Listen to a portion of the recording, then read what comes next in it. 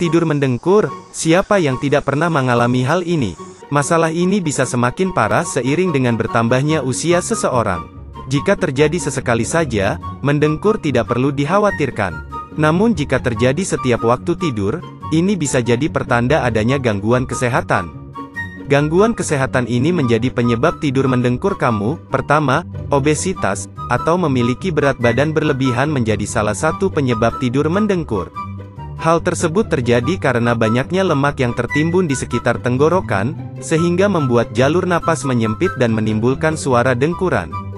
Kedua, gangguan pada hidung menjadi penyebab tidur mendengkur selanjutnya.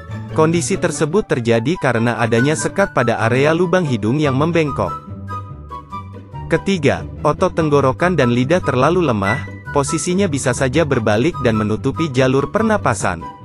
Penyebab lemahnya kedua otot ini, yaitu tidur pulas, mengonsumsi alkohol, penggunaan obat tidur, atau usia yang sudah tua. Penyebab tidur mendengkur yang terakhir adalah pilek atau alergi.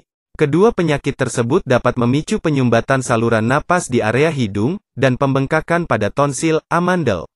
Ingat, sehat itu mahal harganya. Jaga kesehatan Anda, selalu follow kami untuk mendapatkan info dan tips seputar kesehatan dari kami.